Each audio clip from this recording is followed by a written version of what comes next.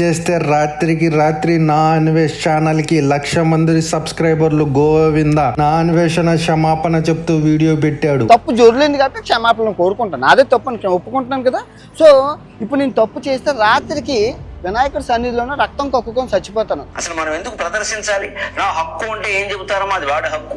ఇది రేపు చేయడం అబ్బాయిల హక్కు. సున్ని కోసేస్తామని సిద్ధాంతం పెడితే సౌదీ అరేబియాలో నా అన్వేషణ చాప్టర్ క్లోజ్. ఒక్క రోజులోనే 1,00,000 మంది సబ్స్క్రైబర్లను కోల్పోయిన నా అన్వేషణ తల తిక్కగా వీడియో పెట్టి కూతుళ్లతో రెచ్చిపోయిన నా అన్వేషణకు తెలుగు ప్రజల పవర్ ఏంటో చూపించారు. అమ్మాయిలకి నా మద్దతు అంటూనే బూతులతో చెలరేగిపోయిన నా అన్వేషణ తుక్కు రేగ్గొట్టిన తెలుగు సోదరులు ఒకే రోజులో 1,00,000 మంది సబ్స్క్రైబర్లను కోల్పోయాడు.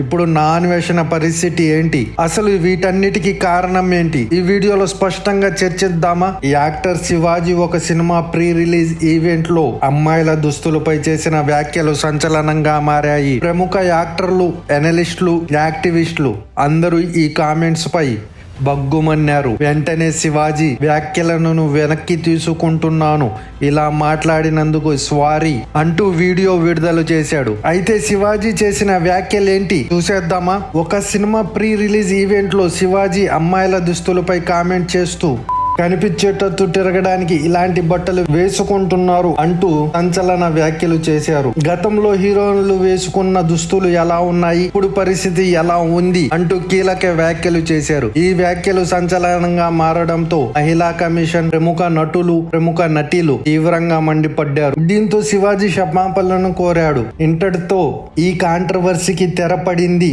అని అందరూ అనుకున్నారు. కానీ ఇక్కడే ప్రముఖ యూట్యూబర్ ఎంట్రీ ఇచ్చాడు. బూతులతో శివాజీపై రెచ్చిపోయాడు. అమ్మాయిలకి నా మద్దతు ఇస్తున్నా, వాళ్ళ ఇష్టం, వాళ్ళకి ఇష్టం వచ్చినట్టు డ్రెస్సులు వేసుకుంటారు అంటూనే అసభ్యకరమైన మాటలతో, ఎవరు వినకూడని మాటలతో చెలరేగిపోయాడు. ఒక్కసారి ఈ వీడియో చూడండి, మీరే థూ అని ముఖంపై ఊస్తారు.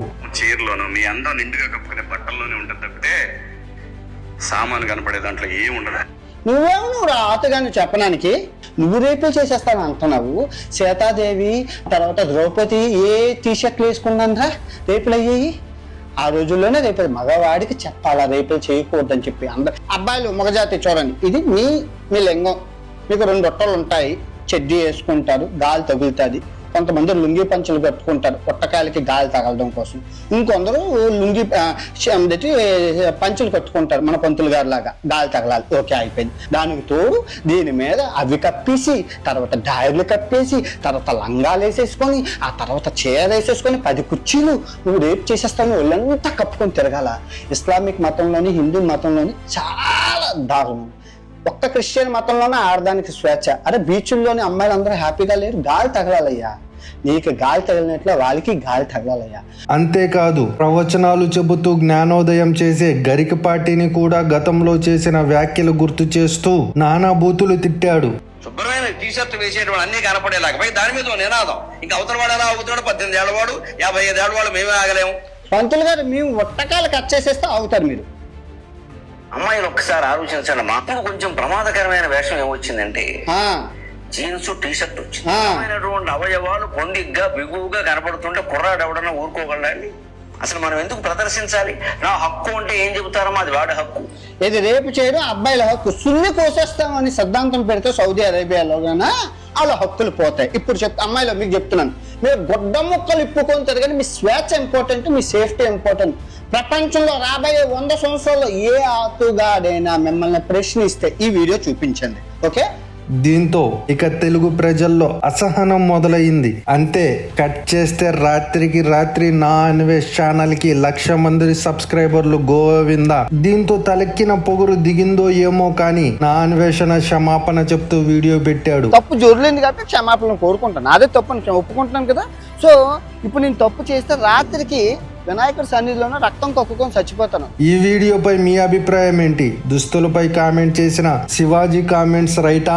దుస్తుల వల్లే జరుగుతున్నాయి అన్న గరికిపాటి గారి కామెంట్స్ రైటా? లేదా నా మద్దతు అంటూ అమ్మాయిలో ఉన్న వీడియోలోనే అమ్మ నా బూతులు తిట్టిన నా అన్వేషణ కామెంట్స్ కరెక్టా? మీ అభిప్రాయం ఏంటి? కామెంట్ రూపంలో తెలియజేయండి.